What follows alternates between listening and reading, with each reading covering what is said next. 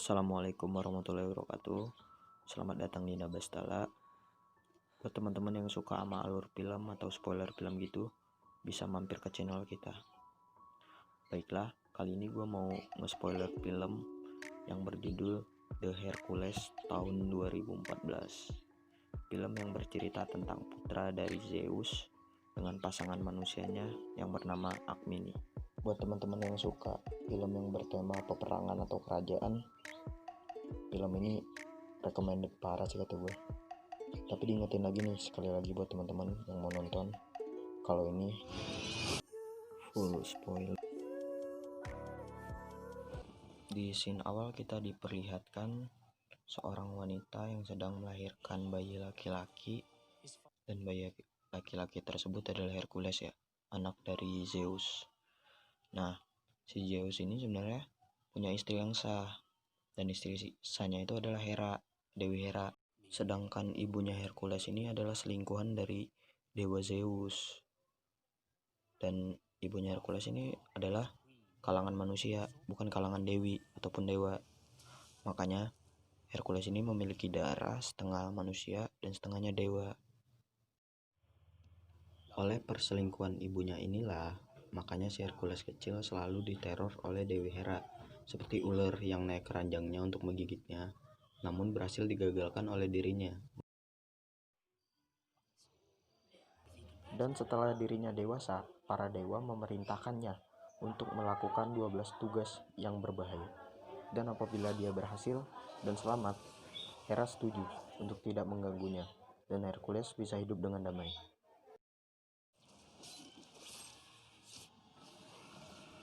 Tugas selanjutnya adalah dia harus mengalahkan babi hutan segede puso.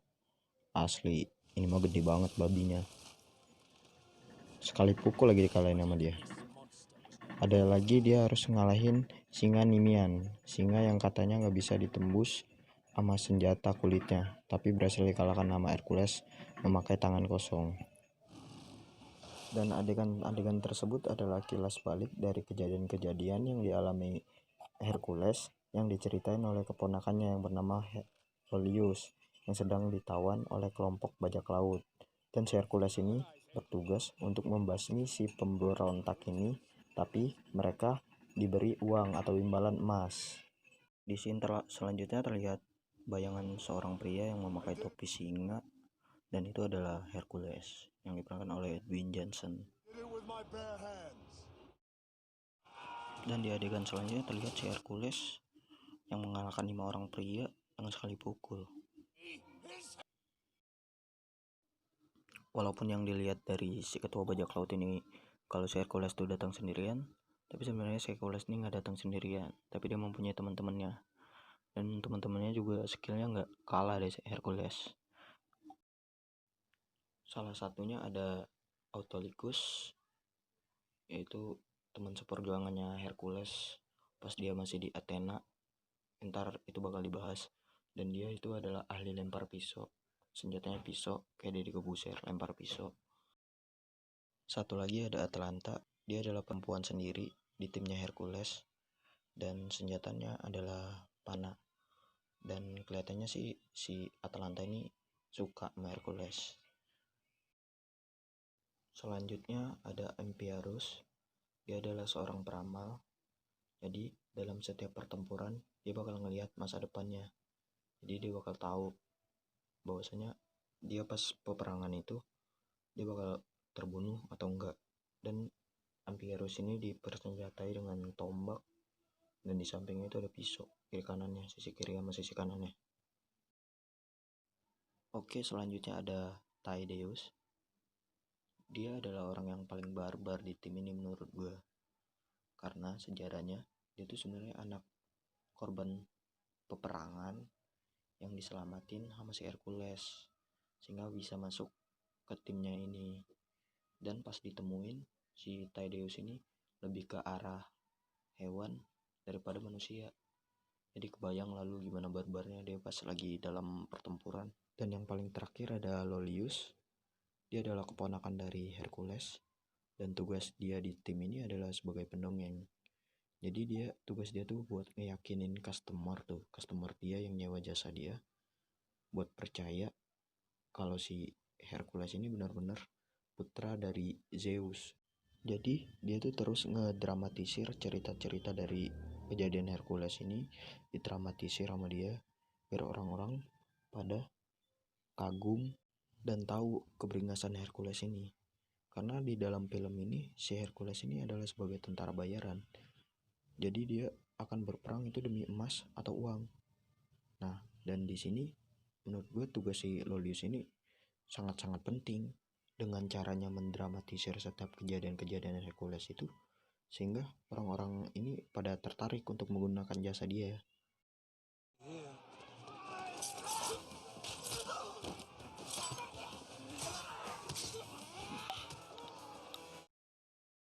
Dan di pertempuran tersebut si Hercules berhasil menang dan bisa menyelamatkan keponakannya dari para pemberontak ini. Dan ini ngilu banget sih kalau sampai kena bool pas ini kalau sampai kena mah. Di scene selanjutnya terlihat Hercules dan Autolycus tengah menghitung koin emas dari hasil kerjanya di scene yang sebelumnya.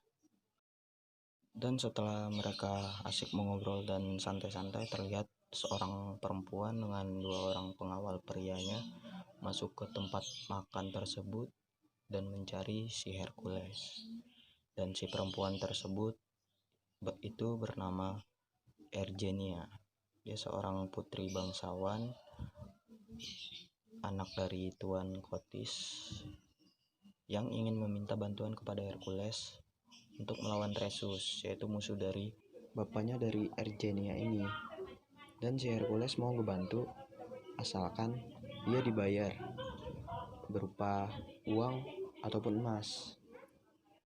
Awalnya si Ergenia ini sedikit terkejut karena dikiranya si Hercules itu ngebantu orang itu nggak ngarepin apa-apa. Tapi kan di film ini si Hercules sebagai tentara bayaran, jadi dia harus ada imbalan sebelum ngebantu. Nah, setelah mereka berdua sepakat dan timnya juga mau, akhirnya si Hercules dan timnya ini berangkat ke tempatnya Ergenia. Di scene selanjutnya terlihat si Hercules dan keempat orang temannya plus 1 keponakannya sudah tiba di Thrace, tempatnya Ergenia. Dan kedatangan si Hercules dan teman-temannya ini langsung disambut oleh Jenderal Siticles, yaitu jenderalnya Tuan Kotis, bapaknya Ergenia. Dan di tempat Ergenia ini juga terdapat kuil Dewi Hera dengan patung si Dewi Hera ini yang gede banget.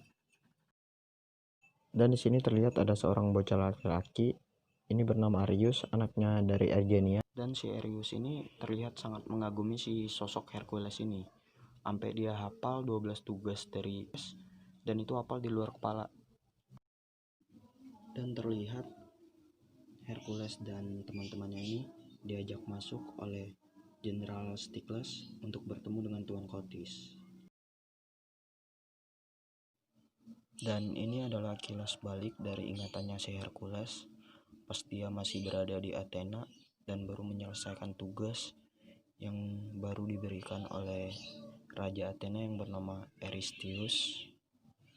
Dan dia di sini terlihat kalau si Hercules ini sudah memiliki 3 orang anak dan seorang istri yang bernama Megara. Dan di sini dia baru kelar tugas, yaitu ngebunuh pasukan Hydra.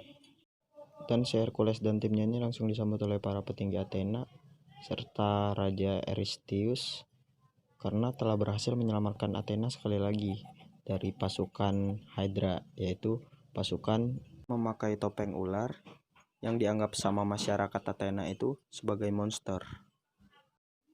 Dan kita lihat di sini King Eurystheus dan si Hercules ini disambut dengan sangat meriah oleh masyarakat Athena, karena sebenarnya si Hercules ini sudah sangat diagung-agungkan sama si masyarakat Athena karena selalu bisa diandelin buat nuntasin kejahatan-kejahatan yang ada di Athena, kayak tadi contohnya yang ular tadi.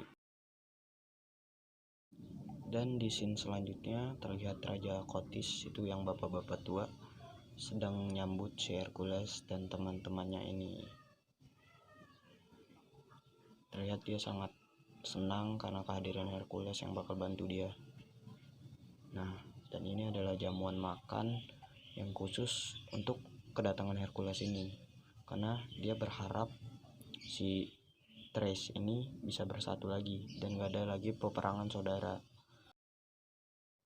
Dan gara-gara perang yang terus berkelanjutan itu, tentara-tentara dari Tuan Kotis ini sudah banyak yang gugur, dan yang tersisa cuma para petani dan pedagang.